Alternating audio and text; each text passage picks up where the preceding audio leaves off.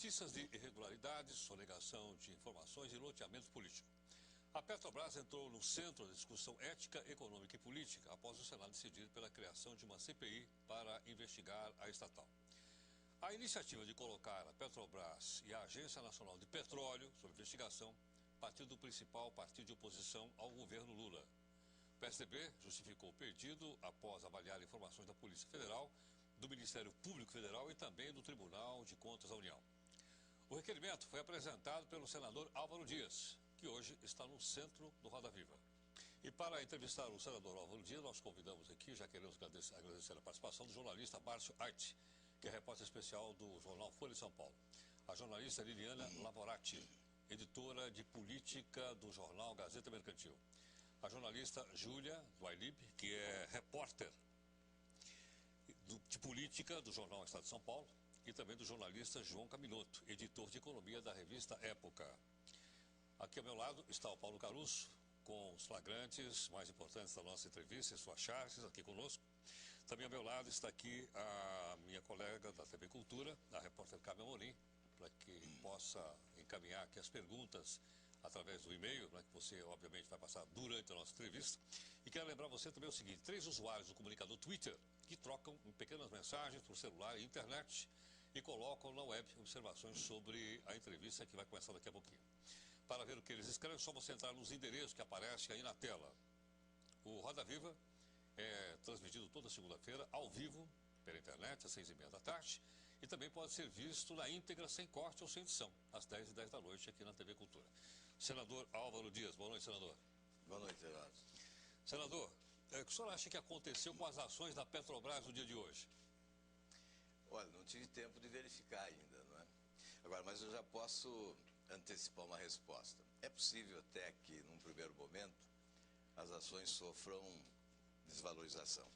Mas, certamente, quando o mercado se aperceber que a autoridade constituída está preocupada em combater a corrupção e recolocar a empresa, que é um patrimônio nacional, nos trilhos da correção administrativa, da competência técnica, da austeridade, da responsabilidade de gestão, da honestidade, certamente a empresa se valoriza e as ações sobem. E todos ganham. Ganha o Brasil e os brasileiros. Eu não sei se é uma surpresa do senhor, mas nós estávamos conversando aqui, as ações da Petrobras subiram hoje. Exatamente. Então, o meu diagnóstico é correto. É verdade que a Bolsa, está aqui a informação do UOL, dizendo que a Bolsa subiu 5%. Mas eu acho que isso é muito bom, porque desfaz uma teoria que é verdadeira paranoia do governo, né? O governo inferniza tudo, né? Você se lembra quando nós estávamos acabando com a CPMF, o governo diz que o Brasil se torna ingovernável sem a CPMF, é o fim do mundo sem a CPMF. E nós vimos que a história foi diferente. Agora a mesma coisa, não vai desvalorizar as ações da Petrobras, desvaloriza coisa nenhuma, o que desvaloriza é corrupção, impunidade, isso desvaloriza, isso joga no chão, isso quebra a empresa. O loteamento, o aproveitamento indevido da empresa como estrutura com fins eleitorais, tudo isso acaba com a empresa. Agora, buscar seriedade, investigar, colocar o mal à luz para combatê-lo, denunciá-lo e condená-lo, se possível, de forma nenhuma isso desvaloriza a empresa. Márcio. Senador, um dos desafios da oposição nesta empreitada é explicar por que agora, por que neste momento. A rigor, a Petrobras já foi objeto de denúncias no mensalão, com a GDK, o Land Rover do Silvinho. Depois veio a Operação Águas Profundas da Polícia Federal, que também não é de hoje. Qual é o fato que, na verdade, fez com que o quadro se alterasse? Fosse necessário uma CPI agora e não no ano passado e não no ano retrasado? Na verdade, não é um fato, é um itinerário tortuoso, né, com uma seleção de fatos. Nós podemos rememorar um pouco. Lá atrás, já no ano passado, setembro, outubro, não me lembro bem, até instituições financeiras internacionais denunciavam a má gestão da Petrobras, dizendo que, no mínimo, a administração da Petrobras devia explicações, que a gestão temerária estava provocando desvalorização das ações naquele momento. Depois veio o empréstimo da Caixa Econômica Federal de 2 bilhões para arrumar o caixa. O mercado não foi suficiente para a Petrobras, ela foi buscar dinheiro no banco público. E depois, no final do ano, essa sonegação fantástica, né? 4 bilhões e 300 bilhões, os alquimistas da Petrobras, numa mágica contábil, mudando o regime e sonegando. Eu sei que mais 5 empresas seguiram o caminho, aprenderam com a Petrobras, a professora, a direção da Petrobras. Má lição, aprenderam e seguiram o mesmo caminho. Enfim, as operações da Polícia Federal, a última delas de notoriedade foi Castelo de Areia, né, royalties. Nós chegamos à conclusão que não tinha outra saída. É evidente que a gente reluta em instalar uma CPI para apurar a Petrobras, a coroa da rainha, não é? Mas nós chegamos à conclusão, depois de uma análise madura, de que não tínhamos outra alternativa. O que também nos colocava em dificuldade, o momento que o Congresso Nacional vivia, o Congresso perdeu autoridade, né, para investigar sob o fogo cruzado de denúncias. É evidente que a autoridade fica fragilizada. E, de outro lado, as últimas CPIs, pelo menos 2 das últimas CPIs, tiveram um final dramático. A CPI dos cartões corporativos foi uma piada. Então, é evidente que isso tudo desestimula. Mas nós chegamos à conclusão que a omissão seria pior. Seria cumplicidade diante de fatos tão graves e relevantes. O presidente do PSDB, do partido do senhor, diz que a CPI tem de ser uma CPI segura. Isso não é, de certa forma, uma senha já para uma CPI chapa branca, senador? Olha, nós vamos ter que lutar contra a chapa branca, né?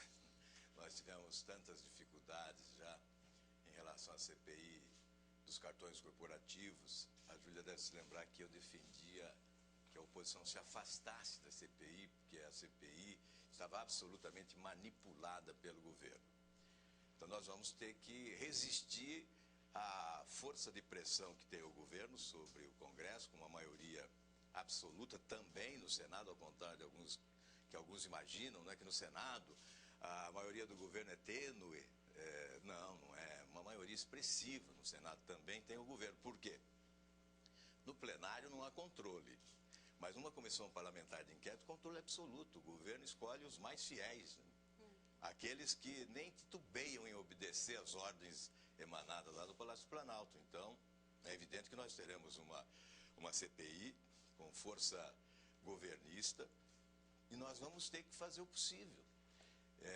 Eu acho que o papel principal de uma CPI nessas circunstâncias, quando nós teremos dificuldade de quebrar sigilo bancário, telefônico e fiscal, teremos dificuldade até de convocar determinadas personalidades, né, porque temos minoria.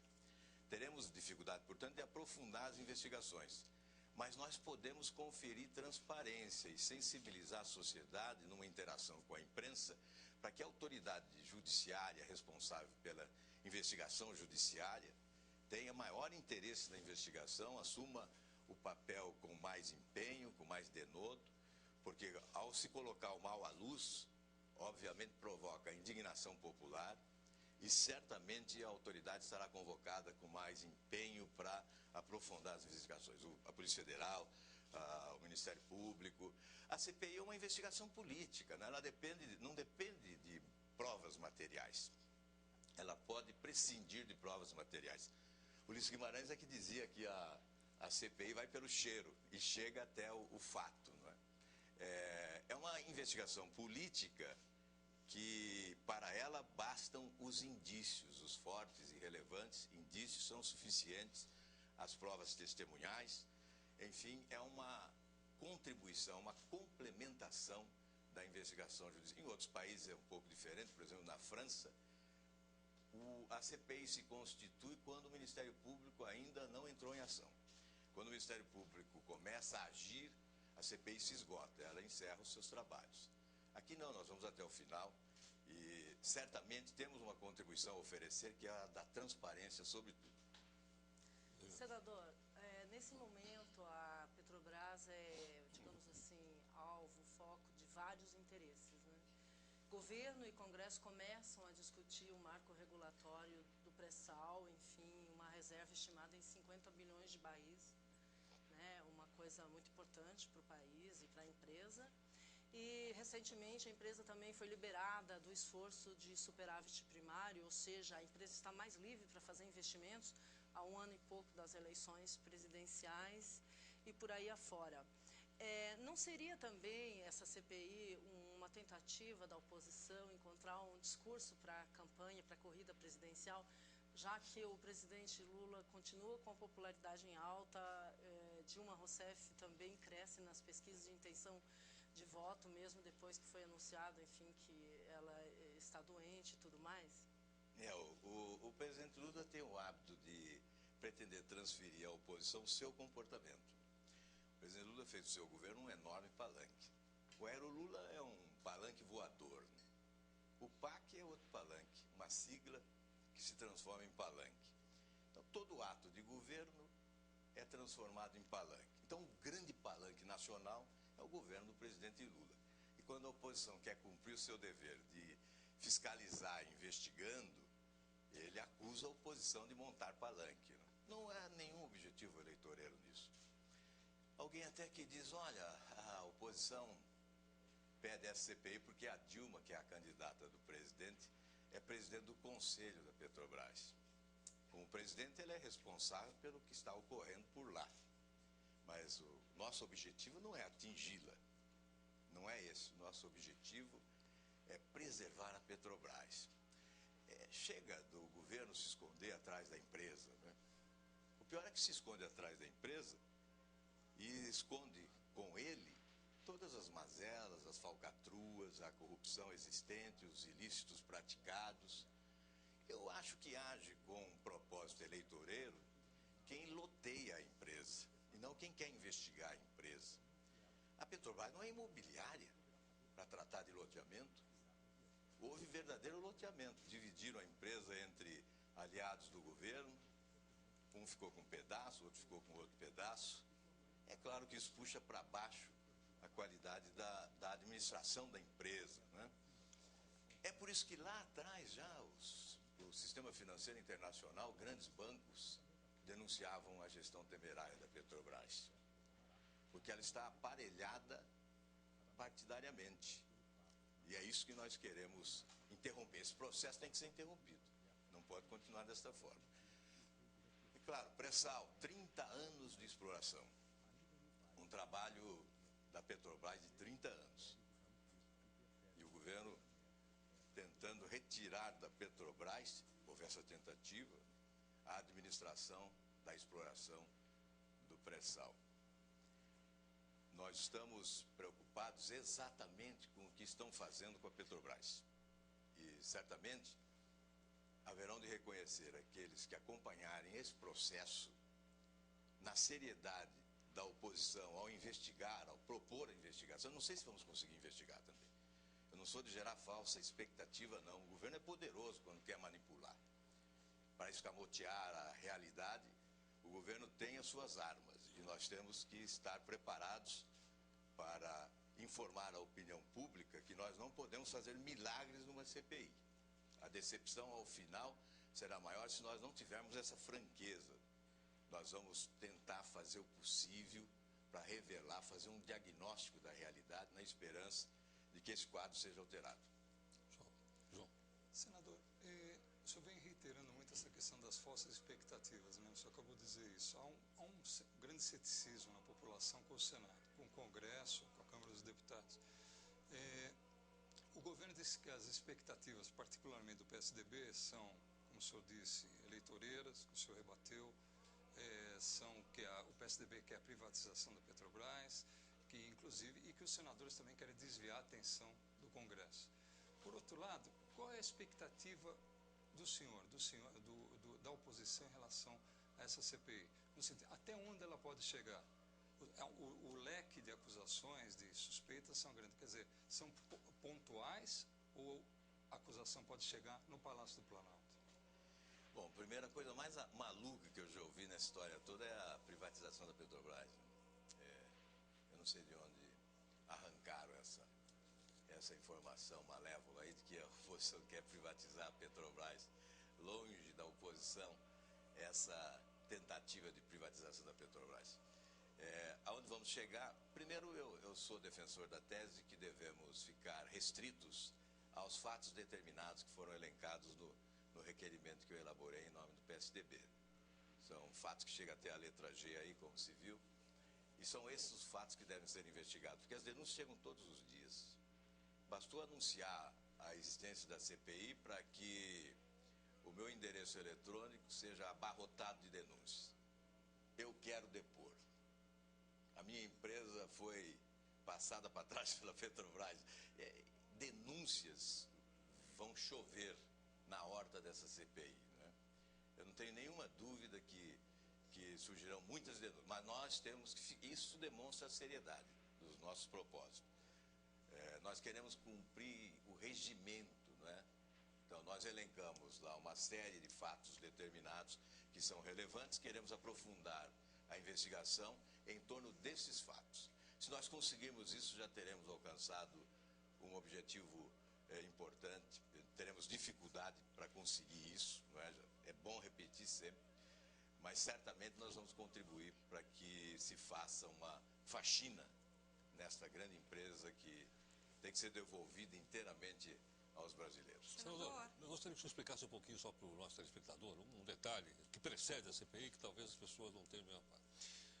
Havia sido feita uma reunião de líderes, o PSDB não estava presente o partido aliado do PSDB, que é o DEM, e aceitaram que haveria uma oitiva do presidente da Petrobras, Sérgio Gabrielli, no Senado. E aí o PSDB então rompeu esse caminho, né, indo lá e abrindo dando abertura à CPI. O que aconteceu nesse meio termo? Se o próprio democrata era a favor, por que o PSDB mudou de opinião? Não? Olha, eu não quero desconsiderar os meus colegas líderes, por quem eu tenho enorme respeito, mas uma reunião que exclui o autor da iniciativa, o partido autor da iniciativa, não trata de acordo, trata de conluio, né? Então, longe de mim pensar isso. Não foi essa a intenção dos líderes que se reuniram. O PSDB não sabia. O PSDB não esteve presente como autor. Eu não sei se o líder Arthur Vigílio foi convidado para a reunião, ele estava em Brasília. Mas o DEM não estava lá respondendo pelos dois? Como? Os democratas não estavam lá respondendo pelos dois? Não tem essa procuração. O noticiário dizia que os democratas iam responder pelos dois. Não tem essa procuração. Não creio que o Arthur Vigílio tenha delegado. Suponho que é um acordo. Não creio. De qualquer maneira, não há como tratar de CPI com acordo. Quando você chega a instalar uma CPI ou propor a instalação de uma CPI... Antes da instalação da CPI, não havia um acordo para ouvir primeiro o presidente da Petrobras pelo plenário do Senado? Não houve esse acordo. Desse acordo o PSDB não participou. E a reação, eu não estava em Brasília no momento, tinha compromissos no meu estado, mas a reação do próprio Arthur Vigílio demonstra que ele não tinha noção do que se tratava nesta reunião de líderes. Não houve a participação do PSDB. Olha, quando se fala em acordo em matéria de CPI, já se fica sob suspeição. Quando 32 senadores assinam um requerimento, como haviam assinado, há que se considerar o fato consumado. É sobre os democratas que respondeu em nome próprio, em nome do PMDB, dizendo que topavam o presidente da Petrobras antes da abertura da CPI? Como eu não participei da reunião, eu não fui informado, não conversei com o líder José Agripino, que é um grande líder dos democratas, que tem o nosso respeito, sempre foi um parceiro muito leal e competente, não é? Eu não tenho a informação dele. Mas eu tenho dúvida de que ele tenha falado em nome do PSDB sobre a CPI na reunião. Eu tenho dúvidas. Senador, não acredito que tenha falado. Pode ser que ele não tenha falado em nome do PSDB. Agora, o que fica claro é que o DEM e o PSDB agiam, mais ou menos, na mesma linha. Quer dizer, foi a primeira vez que viu-se uma cisão no método de condução de um assunto dessa importância, como nesse episódio. O senhor disse que o governo é muito poderoso e tudo mais. O senhor acha que o governo usou algumas de suas armas para convencer o DEM? Olha, realmente você tem razão. O DEM e o PSDB jogam sempre juntos, né? E nesse caso, não. Nesse caso, realmente foi... Eu acho que é a primeira vez, você tem razão. Eu não me lembro de ter tido, num outro momento, uma discordância desse nível, né? Mas é natural que ocorra a discordância de estratégia. O que o DEM quer é ouvir primeiro o presidente da Petrobras. Os que querem ouvir poderão ouvi-lo. A mim não altera absolutamente nada a palavra do presidente da Petrobras. Ele não vai me convencer. Os fatos já existem. A palavra do presidente não anula os fatos. A palavra do presidente da Petrobras não absolve alguém que tenha praticado eventualmente um ilícito, né? A palavra do presidente Petrobras não é habeas corpus para a corrupção de ninguém. Então eu tenho a impressão que houve um equívoco, eu lamento esse equívoco, houve uma dissintonia entre o PSDB e o PMDB, aliás, o PMDB não, os democratas, nesse momento, mas eu tenho a impressão que isso será corrigido e que nós vamos retomar o caminho da oposição, porque eu vi o presidente dos democratas empolgado com a CPI, ele me acompanhou no momento de protocolar o requerimento, o Rodrigo Maia, juntamente com o Sérgio Guerra e com o Roberto Freire. Os três partidos me acompanharam no momento em que fui protocolar o requerimento. Eu tenho a impressão que esse foi um equívoco passageiro e nós vamos administrar bem essa situação e vamos estar juntos nessa investigação. Senador Paulo Dias, nós vamos fazer aqui o nosso primeiro intervalo e voltamos daqui a pouquinho e você acompanha conosco essa entrevista aqui no Roda Viva, que volta já já.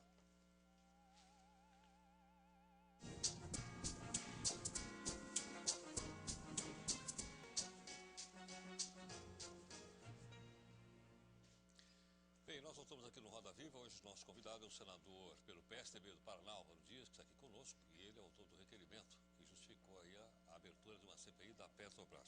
Senador, agora há pouco o senhor bateu duro aí no PT e seus aliados, dizendo que eles lotearam a Petrobras. Mas o seu partido não fez a mesma coisa na época que o presidente Fernando Henrique Cardoso era o presidente do Brasil, loteando entre o PSDB de um lado e o então PFL do outro? Olha, em termos, né? Porque uma coisa é você indicar representantes do seu partido para ocupar cargos de confiança. Outra coisa é você desqualificar tecnicamente por abrir em excesso. Né? Eu sou favorável. Se o PSDB fez isso, também deveria ter sido condenado. Mas eu não creio que tenha chegado a tanto. Desde quando essa CPI vai apurar? Só no governo Lula ou ela vai também englobar o governo Fernando Henrique Cardoso? Olha, o meu desejo é que se investigue os fatos determinados, porque aí você pratica atos absolutamente regimentais, não é? Você não foge à regimentalidade, sempre há essa contestação. A CPI é antirregimental, porque com base em notícia de jornal, não há um fato determinado, pontual, né? Neste caso, não dá para aceitar esse tipo de argumentação, porque nós fomos buscar fatos determinados, relevantes, com base, inclusive, já em ações de natureza oficial. Operações da Polícia Federal, Castelo de Areia, Águas Profundas e royalties, auditorias do Tribunal de Contas e também ações do Ministério Público. Por exemplo, o Ministério Público da Bahia denunciou lá o repasse. Senador. O Ministério Público denuncia também o pagamento a usineiros no final do ano passado, da ordem de 178 milhões de reais. Senador, existe um ditado que em Brasília é muito comum, muito conhecido, que é que se sabe como uma CPI começa, mas nunca se sabe como ela termina, né? Então, nessa linha de raciocínio... Nem sempre termina em pizza, como Exatamente, querem. nem sempre termina. Então, o senhor tem afirmado, né, que a Petrobras é uma caixa preta, mas reforçando o que o Heródoto disse, essa caixa preta também não teria existido antes do governo Lula? Sim. Ocorre que eu, pelo menos, não tenho conhecimento de denúncias de tal gravidade, não é? O Tribunal de Contas é que diz que a Petrobras nega informações. E quando informa incorretamente, de forma insuficiente. Aliás, essa experiência nós tivemos também na CPI das ONGs. As informações requeridas não chegam. E surpreendente, a Petrobras é uma empresa moderna e o material que a CPI recebeu da Petrobras foi um material antigo, né, ao estilo antigo. Montanhas de papéis, ao invés de um material informatizado, né, eletronicamente oferecido à CPI para análise, para investigação, a CPI recebe montanhas de papéis. Portanto, há sim essa característica. Há uma caixa preta que provavelmente esconde... De longo tempo. E eu não sei de quanto tempo, mas as denúncias são recentes. Eu não me lembro de denúncias dessa gravidade, a não ser no Mensalão, que surgiram já as primeiras denúncias em relação à Petrobras. Mas quem procura acha, né, senador? É evidente que sim. E se nós alargarmos a investigação, eu sou contrário a ampliar em excesso a investigação, além dos fatos determinados, elencados no requerimento, porque quem quer abraçar o mundo numa CPI não chega a lugar nenhum. Essa pulverização acaba confundindo e você não chega a lugar algum. É preciso priorizar, estabelecer algumas prioridades para investigar. Senador, o senhor fala em acabar em... Senador, já estão chegando algumas perguntas aqui das pessoas que estão assistindo, e a primeira pergunta já chega o resultado de uma enquete. Após tantos escândalos, né, envolvendo os parlamentares, a população ainda pode confiar no Congresso? Olha, a população pode confiar na instituição e tem o dever, o direito e o dever até de separar joio do trigo. Condenar parlamentares que eventualmente desonram o mandato, não cumprem compromissos e que não adotam a postura ética, que é uma exigência da sociedade, esses devem ser condenados. A instituição não, tem que ser preservada. Há uma tentativa de desmoralizar a instituição. Isso é muito ruim. Por que isso? Aliás, desculpe, quem é que quer desmoralizar? Pois é, eu queria saber isso.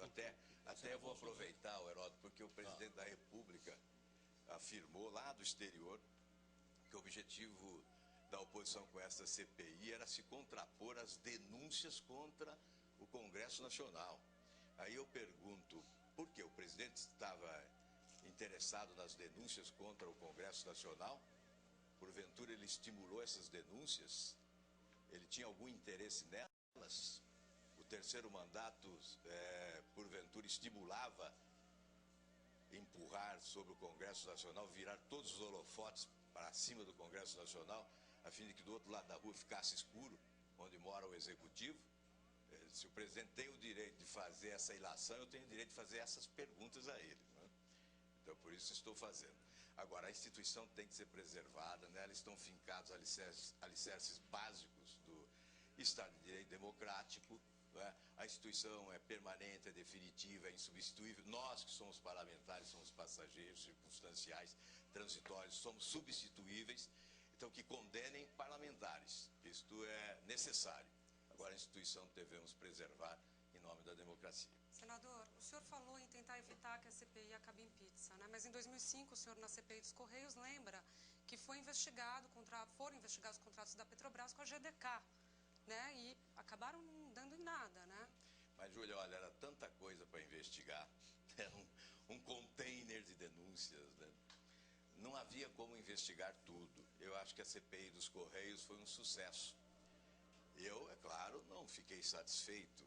Eu queria mais, não é? Tanto é que fiz um voto em separado, que não chegou a ser votado. Até tenho a impressão que o voto em separado que elaborei ajudou a aprovar o relatório do deputado Osmar Serralho, porque para o governo seria dramático discutir o voto em separado. Se o relatório oficial fosse rejeitado, teríamos obrigatoriamente que discutir o voto em separado, que pedia inclusive o impeachment do presidente da República com as justificativas que existiam à época. Então, é evidente que a CPI dos Correios não investigou tudo, como eu disse há pouco, é impossível. Mas são 40 que estão sentados lá no banco dos réus, no Supremo Tribunal Federal, né, aguardando julgamento. Senador, agora, a CPI são 11 integrantes, né? Parece que 3 vão ser da oposição. Né? É muito pouco. É muito pouco. Agora, é isso se os democratas realmente forem oposição na CPI, que ainda não está muito claro. Né? Assim, o senhor queria ser o relator ou o presidente, né? Há alguma possibilidade técnica disso ser efetivo, da CPI realmente investigar? Hoje, por exemplo, surgiu a notícia que a Câmara pode criar uma outra CPI para esvaziar a CPI do Senado. Olha, tem que ser cauteloso aqui para não ser contundente demais em relação à iniciativa da Câmara, né? Porque é um absurdo. Quem condena a CPI propõe, né? Deputados que condenam a CPI, que não querem CPI da Petrobras, propõem CPI. Evidente que é para escamotear, confundir, não é? Já houve uma estratégia igual quando eu viabilizei a CPI do futebol no Senado. A bancada da bola idealizou uma CPI na Câmara. Até hoje há os que confundem uma com a outra, mas a da Câmara não impediu que a CPI do Senado chegasse a um final muito positivo, com 17 indiciamentos e com a elaboração de uma legislação nova, enfim, avançou. neste caso, o ideal seria a oposição ficar com a relatoria, obviamente, e caberia a oposição pela norma estabelecida, não regimentalmente, mas tradicionalmente. A última CPI, que é essa CPI das ONGs, o relator é do governo. Então, na alternância, o relator agora seria da oposição. Eu espero que o governo mantenha a tradição. Não vou exigir demais que o governo nos deixe relatar a CPI, mas compartilhar a direção dos trabalhos. Se o governo quer a relatoria, que permita a oposição presidir a CPI, porque é da tradição do Congresso, é da tradição do Senado. Essa tradição não foi respeitada na CPI dos Correios, que era uma CPI mista, né? Era uma CPMI. Ela não foi respeitada. Mas no Senado, até hoje, ela foi respeitada. Senador, mais um esclarecimento do nosso telespectador. Por que é a CPI da Petrobras e da Agência Nacional do Petróleo junto? Porque é evidente que compartilham decisões, não é? A Agência Nacional do Petróleo... Do que ela é suspeita? Tem citações do caso dos 178 milhões pagos a usineiros no final do ano passado. Foi até a revista Época que fez a denúncia, né? Mas a ação do Ministério Público. E tem envolvimento na questão dos royalties, a distribuição dos royalties. São duas presenças da Agência Nacional do Petróleo, por isso ela está incluída no requerimento e certamente será investigada juntamente com a Petrobras. Senador, eu fiquei intrigado, só uma coisa que o senhor disse antes, quando o senhor estava falando do presidente Lula, das acusações, o senhor disse em algum momento da questão do terceiro mandato, que achei interessante, quer dizer, dentro das ilações possíveis, assim, há uma percepção no Congresso de que toda essa onda de denúncias contra o Senado e Câmara também foi uma coisa que partiu do Palácio do Planalto para criar uma situação para se facilitar o terceiro mandato? Olha, eu não sou irresponsável a ponto de fazer essa acusação ao presidente da República. Eu apenas retribuí a gentileza dele, né? Como ele disse que nós estávamos pretendendo desviar o foco, eu indaguei se o foco era dele, se ele era o responsável pelo foco. Eu acho que a pergunta aí se justifica exatamente porque o presidente não foi elegante conosco. Senador. Eu não acredito no terceiro mandato. É um golpe que não passa pelo Senado. Eu tenho ouvido de senadores do... Eu estou falando pelo Senado. Eu não acredito que passe na Câmara também, mas eu estou falando do Senado. Tem um projeto na Câmara, com mais de 170 e tantos senadores já. Exato. Eu digo sobre o Senado porque eu tenho ouvido senadores do governo, senadores do PT, inclusive. E eu devo fazer justiça a eles. Eles têm, de forma muito veemente, repudiado a tentativa de um terceiro mandato. Não aceitam hipótese nenhuma. Então, por isso eu falo que no Senado não passa. E falo com a segurança de quem acredita na palavra deles. Senador, em 2006 o PSDB foi acusado de ser contra a Petrobras, de ser enfim, uma empresa que é a favor da privatização, etc. e tal. Isso foi ruim para o partido, né? Os próprios tucanos avaliam isso a posteriori, que foi bastante ruim. O senhor não teme que agora esse discurso colhe de novo no partido, que é um partido que é contra a empresa, enfim, e que seja usado, desculpe, complementando, que seja usado em 2010? Eu acho que é muita ingenuidade acreditar nesse discurso. Eu me lembro que quando eu fiz denúncias sobre alguns pontos na Caixa Econômica Federal, gestão da instituição, disseram que eu estava fazendo porque queria privatizar. E esqueceram que eu tinha projetos tramitando no Senado Federal que excluía a hipótese de privatização, tanto da Caixa Econômica Federal quanto do Banco do Brasil. Então, veja que a maledicência, né? São argumentos inconsistentes na ausência de argumentos mais inteligentes. Essa história de privatizar a Petrobras é tão primária, né, que eu não acredito que um só cidadão brasileiro possa acreditar nisso, que nós estejamos defendendo a privatização da Petrobras. Senador, mas em 2006 parece que os eleitores acreditaram nessa história, né? Em 2006, o partido não debateu corretamente a questão das privatizações. Uma das razões é de que o partido parece que ficou tímido com relação à bandeira das privatizações. Quando o senhor fala em maledicência, o senhor está querendo dizer que o senhor é a favor de privatizações em geral, por exemplo? Como O senhor é a favor do processo de privatização pelo qual o Brasil passou durante o governo Fernando Henrique? Eu tinha discordâncias, né? Eu tinha discordâncias em relação ao modelo. Favorável à privatização de determinadas empresas, mas tinha discordância em relação ao modelo. Eu não gostava muito da ideia da privatização em bloco.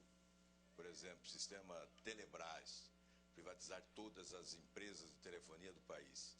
Eu imaginava a privatização daquelas que não eram muito eficientes, para estabelecer até uma concorrência. Eu até tive a ocasião de presidir a Telepar no Paraná durante o período que precedeu as privatizações, e eu me pronunciava contra a privatização da empresa. E dizer que eu gostaria que a empresa tivesse a oportunidade de competir com empresas privadas, para demonstrar toda a sua competência. Então, realmente, essa questão da privatização... Não é o que a Petrobras está fazendo hoje, por exemplo? A Petrobras faz isso. A Petrobras, ela não é uma empresa totalmente estatal hoje, como foi no passado. Então é evidente que o PT, inclusive, tem privatizado mais do que o próprio PSDB em termos de Petrobras. Então, por isso nós não aceitamos essa acusação. A privatização que eles querem afirmar, seja do desejo do PSDB, não é verdadeira. Os governadores chegaram a entrar em contato com o senhor ou pressionar pela abertura da CPI em razão da queda da CID, na arrecadação da CID? Não houve pressão dos governadores, mas é evidente que o Aécio, por exemplo, ficou revoltado com os prejuízos do seu estado. Ainda hoje, em reunião com os prefeitos do Paraná pela manhã, lá em Curitiba, eu fui informado que o Paraná perdeu de 80 a 120 milhões de reais da CID. Essa sonegação brutal da Petrobras atingiu todos os municípios brasileiros. E, aliás, ensinou empresas. Eu ouvi de um senador do governo, é claro que por uma questão de elegância não cito seu nome, que mais 5 empresas não estatais, grandes empresas brasileiras, seguiram o caminho da Petrobras. Pois é, senador, vários especialistas de grandes empresas estão dizendo que, na verdade, esse mecanismo aí não é ilegal, que várias empresas fazem essa compensação de tributos, que não seria uma coisa ilegal. Olha, foi uma alquimia desonesta. Até o governo pode, através de uma medida provisória, conferir legalidade a isso, como se diz que é uma medida provisória. As medidas provisórias apresentam tantos penduricalhos que nós desconhecemos quando aprovamos. Aliás, eu tenho uma certa tranquilidade de consciência, porque eu tenho votado praticamente contra todas as medidas provisórias, aquelas que são inconstitucionais. Mas nós votamos medidas provisórias no canto do córner, quando ela chega com a ideia de que não pode voltar para a Câmara porque não há prazo e tem que ser aprovada. E não há análise, o relatório chega na hora para que os senadores não tenham nem oportunidade de conhecer o teor das medidas provisórias. O senhor está dizendo que esse mecanismo estaria previsto em alguma MP que foi aprovada sem que se soubesse o que estava exatamente sendo aprovado, o que estão dizendo, né? Então é pior, porque aí o governo é cúmplice, não é só a Petrobras. Aí sim chega aquela indagação sua, aí chega sim ao Palácio do Planalto, porque esse é um golpe contra os estados e os municípios brasileiros que perderam milhões com essa sonegação brutal. Mas não seria papel dos deputados e senadores saberem que estão votando, senador? Exatamente. É um papel dos deputados e senadores rejeitarem medidas provisórias inconstitucionais. E nós temos aprovado, numa afronta à Constituição, 80% ou mais das medidas provisórias são absolutamente inconstitucionais. Eu creio que isso sim é um pecado do Congresso, um pecado mortal do Congresso Nacional, muito maior do que certos pecados que são denunciados. Este sim é gravíssimo. E nós estamos afrontando a Constituição constantemente ao invés de preservá-la. Nós deveríamos ser guardiões da Constituição e estamos sendo seus violentadores. Isso como rotina. É isso que precisa acabar. Senador, vamos fazer aqui mais um intervalo. Eu queria lembrar você também que o Memória aqui do Roda Viva está à sua disposição no nosso site, que é o tvcultura.com.br/Roda Viva. Você pode pesquisar aí o conteúdo do nosso arquivo pode também aqui mandar seus e-mails com suas críticas e com como a gente faz com o Senado, você pode fazer para cá também. Pode mandar suas críticas para cá. A gente volta em instantes.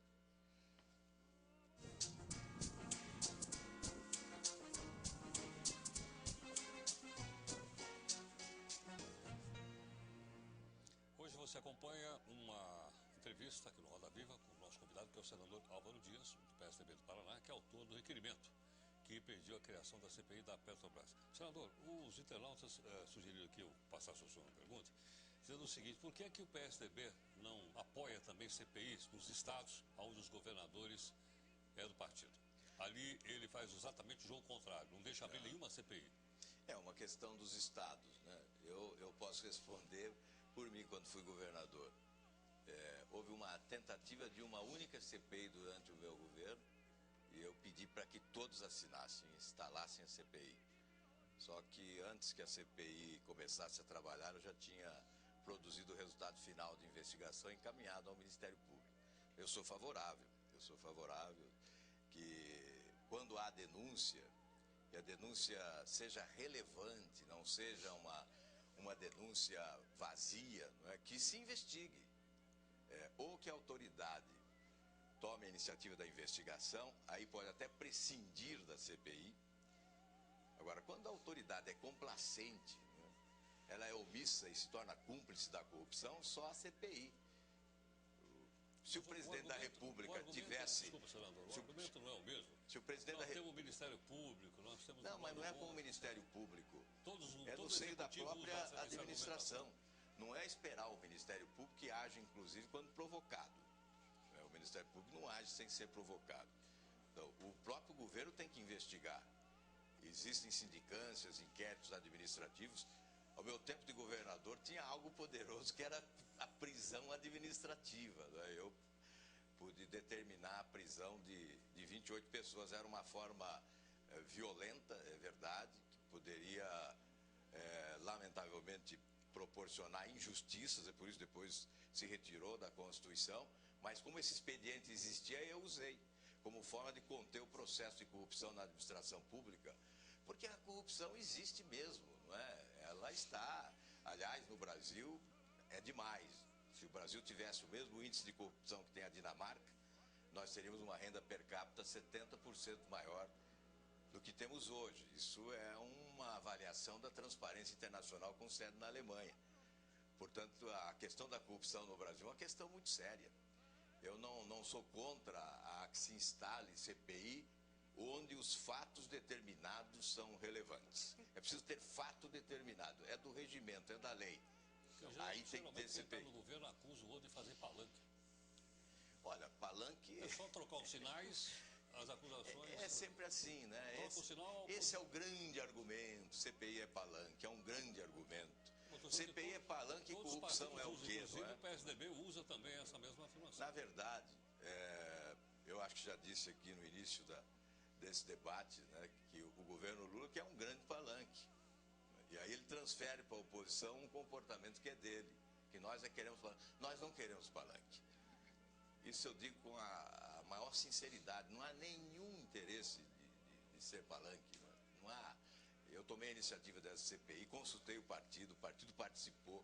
Por isso, quem assumiu a CPI foi o partido. Discutimos isso quase um mês, amadurecemos a ideia e só convocamos a CPI porque achamos que era muito importante que fosse convocada para dar um freio, né, para colocar um freio nesse processo que está fragilizando uma empresa monumental como a Petrobras. E eu repito, é preciso dizer sempre isso, para até que não distorçam. Nós estamos fazendo uma CPI a favor da Petrobras. O governo precisa parar com essa paranoia de toda pancada que recebe transferir para a empresa. A oposição dá uma pancada na gestão da Petrobras, o governo quer transferir a pancada para a Petrobras. Não é na Petrobras que nós estamos batendo. Nós estamos batendo naqueles que não estão administrando a Petrobras como ela deve ser administrada. Senador, por esse argumento então do senhor, o senhor deve ser favorável à criação de uma CPI para investigar o governador Ieda Crucius, do seu partido. Eu não posso dizer se sou favorável ou não, porque eu não conheço os fatos. Os fatos estão eu nas revistas, não nos vivo no Rio Grande do jornais. Sul. Aliás, o Rio Grande do Sul é um estado extremamente politizado, que tem políticos valorosos, tem, por exemplo, no Senado 3 grandes senadores, e eu não posso interferir num Estado que, na verdade, eu não represento, né? Eu não sei, esse é um assunto velho, né? Porque lá da campanha eleitoral esse assunto já foi focalizado, o Ministério Público já investigou, ele volta agora, evidentemente, não sei porque voltou também, não vou acusar, não vou dizer que é palanque, não vou dizer que interesse é eleitoreiro, não, mas eu não posso abordar essa situação.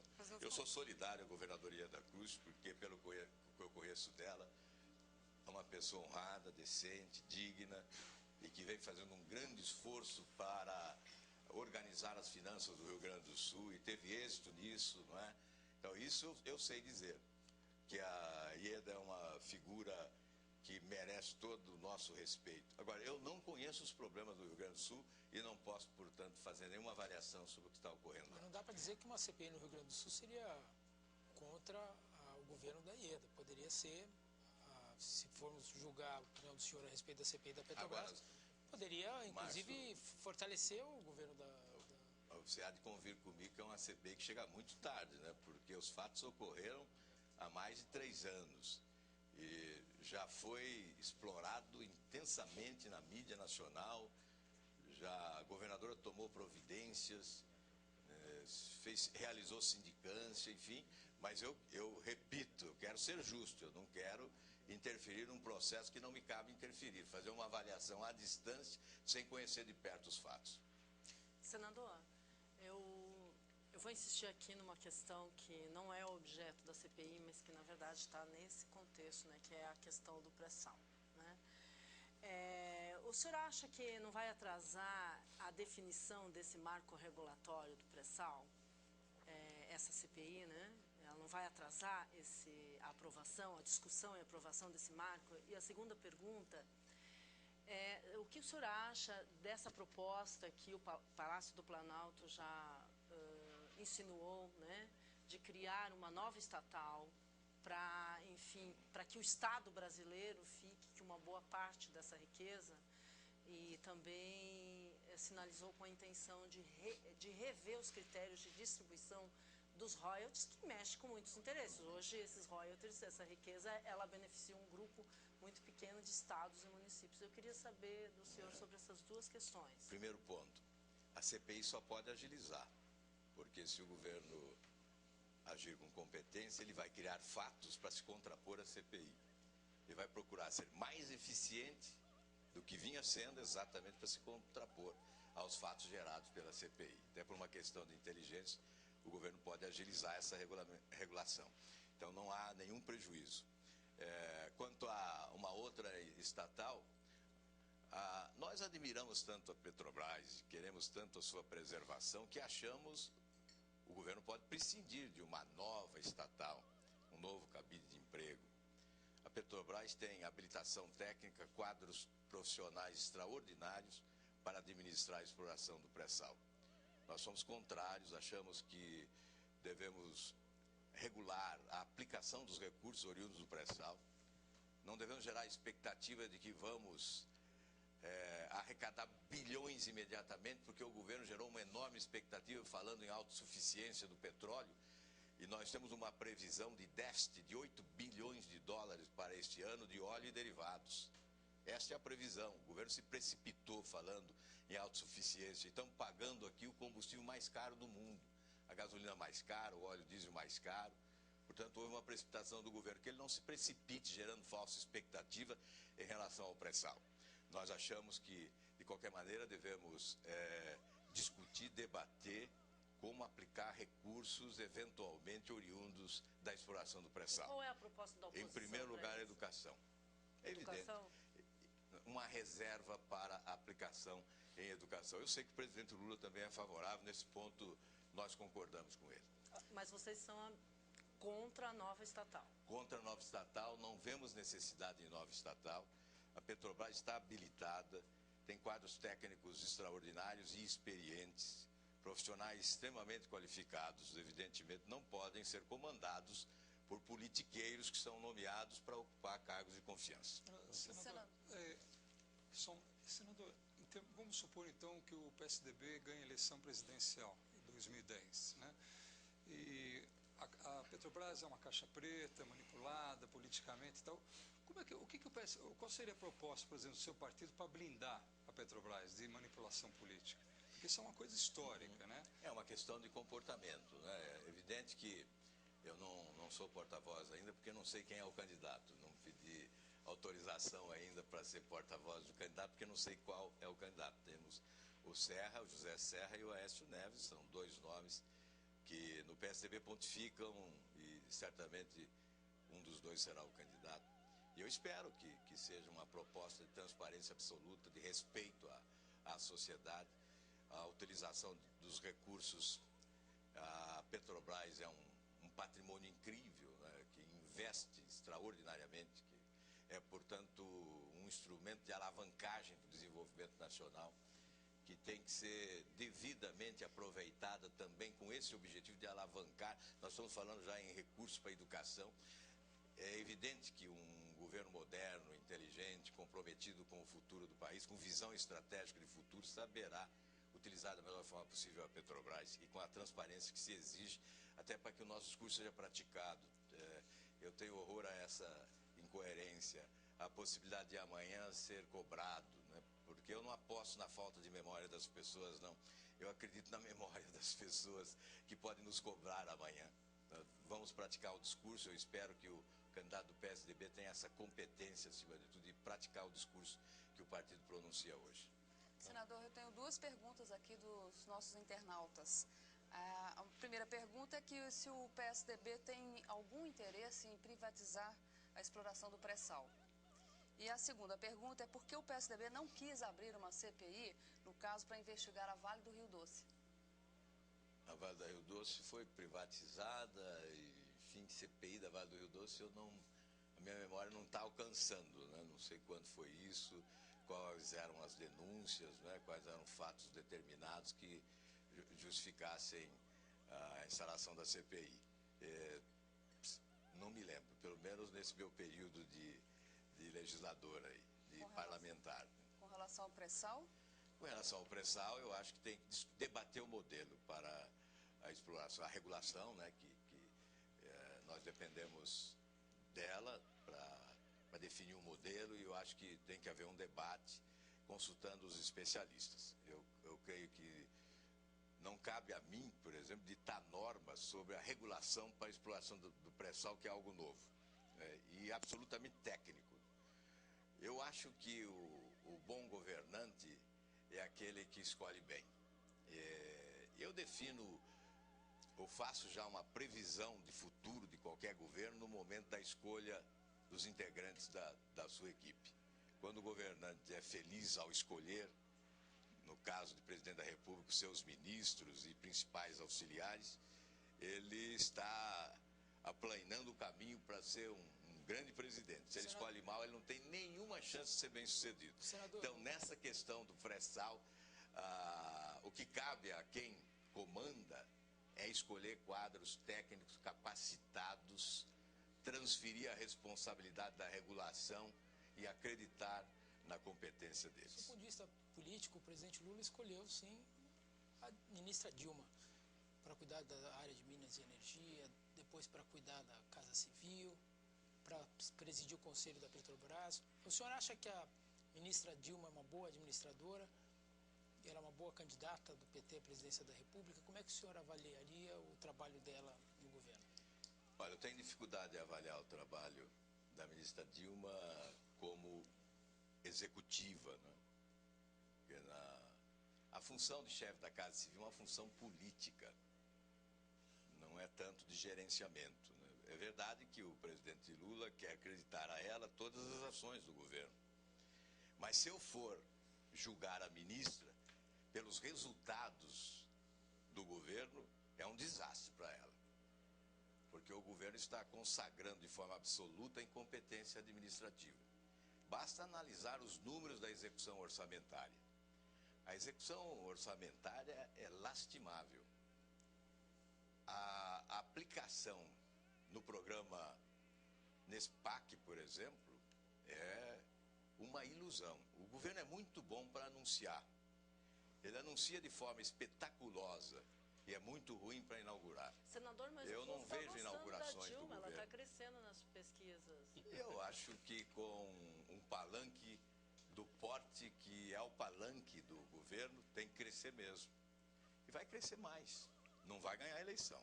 Não vai crescer o suficiente para ganhar a eleição. Na minha opinião, não sei se é mais opinião ou mais desejo, não é? Mas, de qualquer maneira, eu posso dizer que é desejo e opinião. Acho que a oposição ganha a eleição. E, repito, o governo Lula, administrativamente, é péssimo. A capacidade de gerenciamento do governo é lastimável. E moralmente, Nem... senador? Bom, aí então, me desculpe, Mas eu a sou veemente popularidade... demais, mas o governo Lula rasgou a bandeira da ética.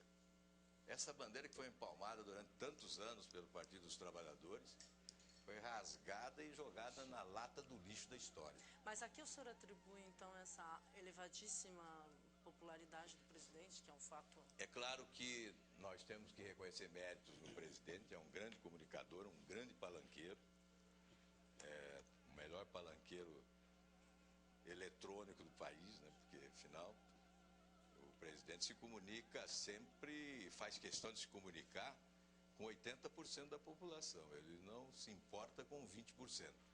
Ele fala a linguagem do óbvio que atinge a população que elege a grande massa. E, evidentemente, o presidente Lula teve a sorte de ser presidente da República no momento em que a economia mundial cresceu muito. A economia do Brasil não cresceu como cresceu a mundial. Em 2 anos, pelo menos, o crescimento da nossa economia só não foi pior do que o Haiti. Então é evidente que nós não temos razões para comemorar. Mas quando há a possibilidade de aliar economia estável com boa comunicação de massa, se garante a popularidade. Senador, vamos fazer aqui mais um intervalo nessa nossa entrevista aqui no Roda Viva. E nós voltamos em instantes. Até já.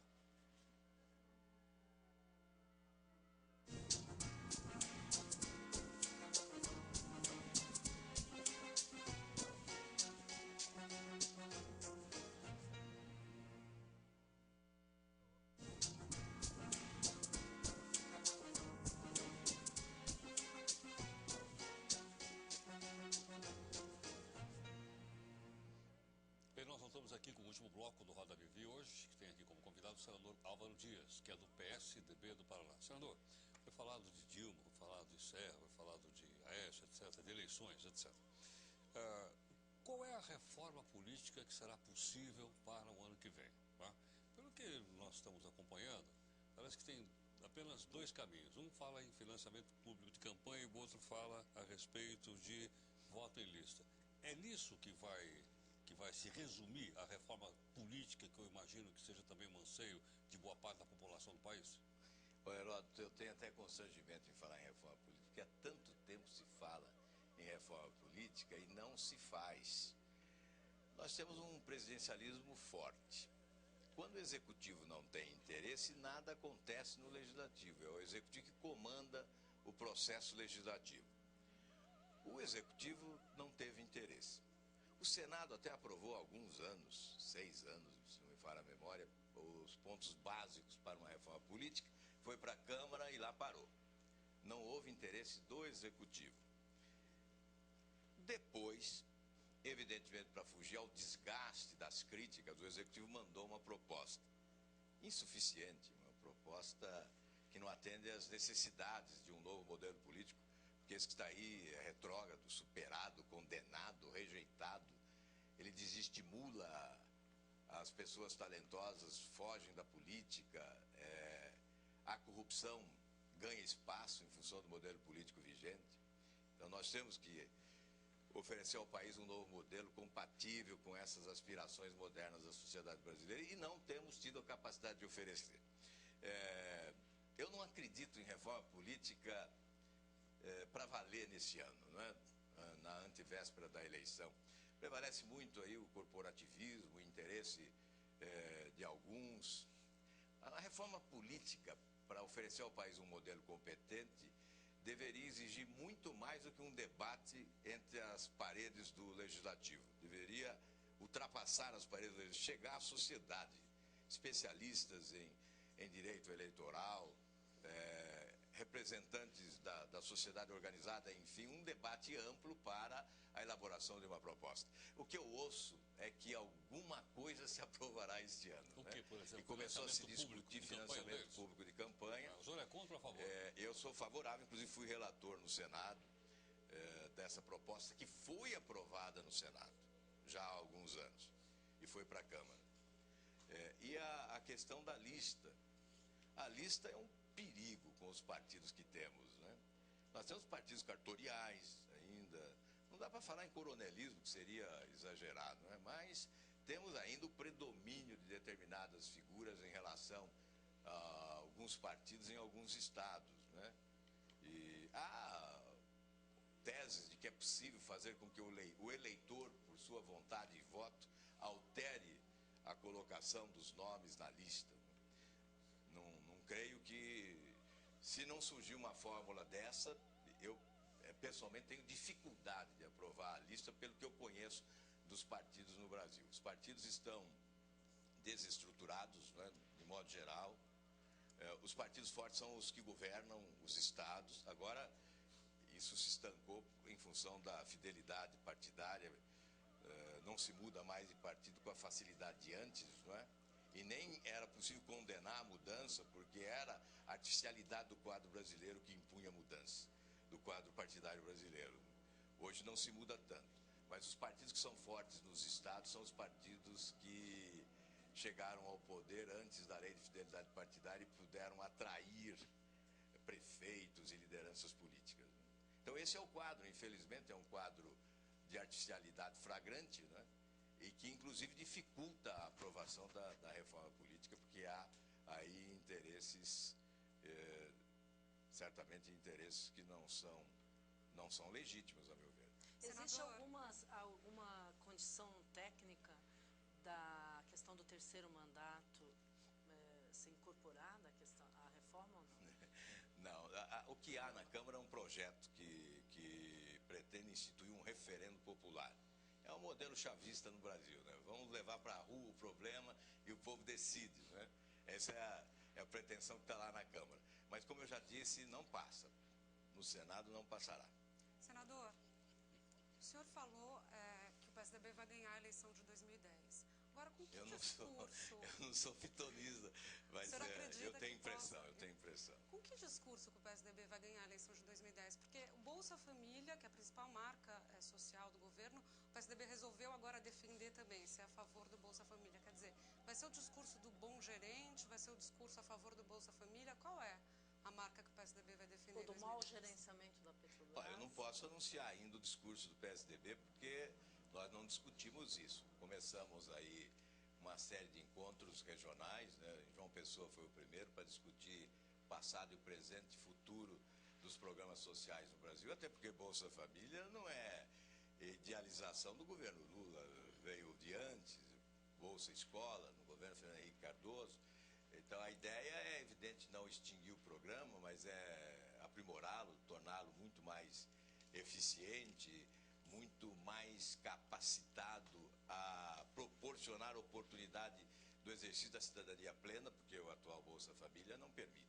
Então, enfim, o discurso do PSDB certamente será elaborado sobre o comando do candidato que foi escolhido pelo partido. Pode ter uma chapa pura, senhor? Chapa puro sangue, o senhor defende o que? Prévias para escolher entre CNAS? O PSDB tem a oportunidade da chapa pura, porque o próprio DEM, não é, já acenou com essa possibilidade, em nome de um projeto, porque o PSDB tem a grande responsabilidade de oferecer uma proposta alternativa de governo para o país com competência. Né? Se nós queremos mudar, se nós condenamos esse modelo, queremos um modelo novo, temos que ter competência e propor um modelo que conquiste credibilidade. E, evidentemente, aí não vão ficar discutindo quem é o vice, vamos ficar brigando pela vice. E os democratas já afirmaram que não farão questão disso, né? O PPS, da mesma forma, que já está aliado, nós participamos de reuniões conjuntas no Congresso já, para debater determinados assuntos com esses partidos. Então, eu creio que o PSDB tem a grande oportunidade de escolher uma composição que conquiste credibilidade da população.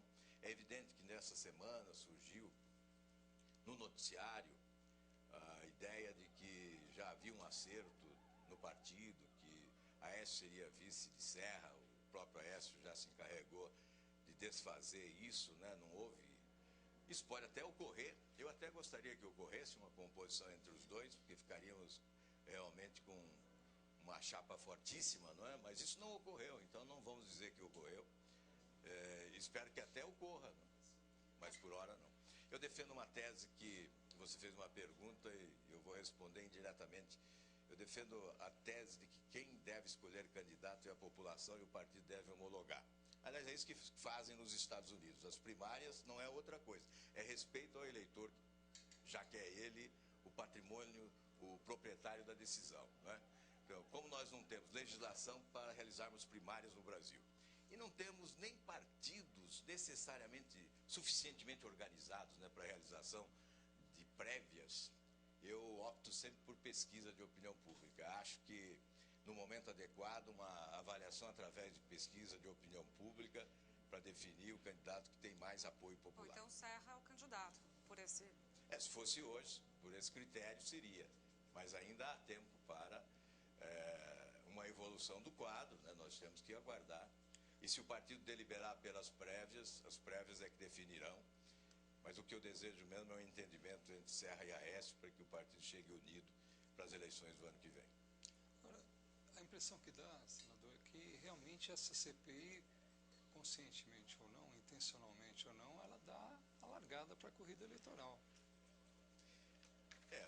Você foi justo, né? Conscientemente ou não. E nesse ponto você tem razão, pode até haver essa interpretação. E eu não posso condenar quem faz esse tipo de interpretação, porque tem sentido. Nós estamos aí, o ano que vem tem eleição. Mas porque tem eleição, o ano que vem nós vamos ficar olhando para o corrupto e para a corrupção complacentemente, não é? Nós temos que ir atrás, temos que combater. O combate à impunidade certamente desperta esperanças de que nem tudo está perdido nesse país. Senador, e nós temos que provar isso para a população. Ainda sobre outros atos do governo Lula, o governo diz que vai mudar a forma de remuneração da caderneta de poupança.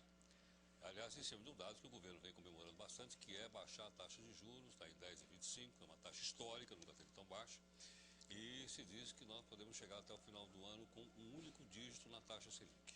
O senhor acha que esse é o caminho mesmo de mudar na remuneração da poupança, ainda que isso possa parecer impopular, mas é importante para o crescimento do país, para a queda dos juros, como o governo vem anunciando? Eu ainda não tenho a exata noção técnica sobre a consequência disso. Agora, à primeira vista, o governo mexe em algo emblemático, né? A poupança é um patrimônio popular. Os pequenos poupadores tinham na caderneta de poupança uma espécie de porto seguro. Muitos economizaram a vida toda para juntar 50 mil, 60 mil, 100 mil reais e agora serão tributados. Acho que o governo deveria buscar outras alternativas. Exato, acima de 50 mil. Por isso que eu fiz questão de 50 mil. E 99% do pessoal da caderneta tem menos de 50 mil. Mas mesmo aqueles que têm mais de 50 mil, 1%. Quantos anos economizaram para obter esse valor? Eu não condeno totalmente a iniciativa do governo. Eu acho que é preciso fazer uma análise mais técnica, mais aprofundada. A oposição de início se coloca contrariamente à ideia, exatamente porque quer preservar. Era o único investimento de poupadores pequenos sem tributação. E, de qualquer maneira, nós combatemos o aumento da carga tributária. Isso implica aumento de carga tributária. Nós não podemos compactuar com nenhum gesto do governo Fernando Henrique, a carga tributária também aumentou, tributária. No governo anterior, aumentou, era um momento aumentou. Diferente, um momento de se buscar a estabilização da economia. Nós chegamos à estabilidade econômica e creio que o momento é outro e é um momento para reforma do modelo tributário.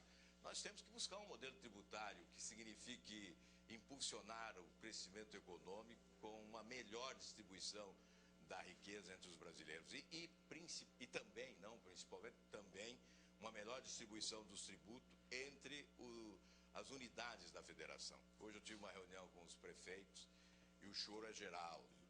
Os municípios ficam com apenas 17% do grande bolo tributário. E eles estão com encargos que extrapolam em muito esses 17%. Então há uma injustiça na distribuição dos tributos no Brasil. Nós temos que empalmar essa bandeira municipalista com mais força e veemência para fazer justiça às administrações municipais no Brasil. Senador, em 94, Fernando Henrique Cardoso ganhou as eleições com o discurso da estabilização da economia, né, da moeda. Depois, em 2002, o Lula ganhou as eleições com o discurso, enfim, do social, né, da necessidade do Brasil investir mais nas áreas sociais para reduzir um pouco as desigualdades. E mudança do modelo econômico. Não, mas sim, mas ele deu continuidade ao... mudança, sim, mas não mudou. Ele deu continuidade à política macroeconômica, mas ele fez mudanças por um outro lado, enfim, agiu por outros meios para, enfim, fazer políticas sociais. Eu queria saber a sua opinião. Em 2010, depois de todos esses 4 mandatos, né, que foram 2 do Fernando Henrique, 2 do Lula, na sua opinião, o que o brasileiro que vai votar em outubro de 2010, o que ele vai querer ouvir dos candidatos nos palanques eleitorais? O que vai pegar no eleitor brasileiro? Bem, primeiro, realmente o discurso do presidente Lula foi de mudança e não houve mudança. Houve a consolidação do modelo anterior, mas já era hora de mudar. Se o PSDB ganhasse a eleição com o Serra, certamente adotaria o modelo desenvolvimentista. Era essa a pregação. Em relação aos programas sociais, o Lula pensou em quantidade e não na qualidade, porque os programas sociais do governo Lula pecam pela qualidade. Eles não produzem cidadania, na verdade, é o assistencialismo. Mas houve pura e uma simplesmente. O que ele fez foi aumentar recursos, né? Também donos de carros, ricos, políticos recebem o Bolsa Família, né? Então, dessa forma, só poderia aumentar mesmo. Agora, eu tenho a impressão que a população brasileira quer ver a roda da economia girando com mais força, ou seja, uma política desenvolvimentista com distribuição de renda. Talvez seja esse o discurso. Eu, que sou muito favorável ao discurso ético, né, acho que o discurso da ética não empolga porque a população desacredita de todos, né, em matéria de ética, de todos os políticos, com exceções, evidentemente, mas de modo geral, uma descrença generalizada em relação aos partidos políticos, às instituições públicas e os políticos de forma geral. Então, tenho a impressão que um discurso para conquistar a credibilidade, evidentemente, sem perder a exata noção que se deve ter da importância dos programas sociais, é uma política de desenvolvimento econômico que gere oportunidade de cidadania. Mas o governo Lula já não estaria fazendo um desenvolvimento com uma certa distribuição de renda no momento que a economia cresceu muito nesses últimos anos, que uma parte das classes D e E migraram para a classe média, enfim, existe aí uma série, os juros nunca foram tão baixos. Vai ser difícil fazer um novo discurso? O bom da democracia é que se pode discordar, né? Porque o que eu vi nestes anos de Lula foi o Brasil desperdiçando oportunidades de crescer mais. Porque se nós estabelecermos parâmetros de comparação com outros países, nós verificaremos que o Brasil desperdiçou oportunidades. É evidente que cresceu mais do que em anos anteriores. Isso é óbvio. Mas impulsionado pelo crescimento mundial. Mas como nós podemos nos conformar, termos crescido mais apenas do que o Haiti em determinado momento? Que o Haiti é a miséria instalada, né? A tragédia imposta, a realidade social dramática. Como é que nós podemos ficar satisfeitos e comemorar um espetáculo do crescimento que não existiu, quando outros países, né, com menores potencialidades do que o nosso, cresceram muito mais do que o nosso? Então é evidente que desperdiçamos oportunidades que não voltam, não é? Obviamente agora há uma redução de taxas de juros, não na medida em que deveriam ser reduzidas, porque o mundo todo teve que reduzir, mesmo onde as taxas de juros eram insignificantes, elas foram reduzidas em razão da crise mundial. Então, esse é um momento atípico que nós não podemos estabelecer parâmetro com anos anteriores. Senador, nós queremos agradecer aqui a participação do senhor no Roda Viva de hoje. Muito obrigado. Eu é que agradecer também agradeço. aos nossos colegas jornalistas que vieram aqui e dizer a você que todas as perguntas que foram enviadas para cá, nós vamos, obviamente, encaminhar aqui para o nosso entrevistado de hoje, que é o senador Álvaro Dias. Eu gostaria de lembrar também que o Roda Viva é aqui apresentado todas as segundas-feiras ao vivo na internet e às 6h30 da tarde. E pode ser visto também na íntegra, sem cortes, sem edição, às 10h10, na segunda-feira. Eu quero agradecer mais uma vez a sua participação conosco, né, e a sua audiência. Até a próxima.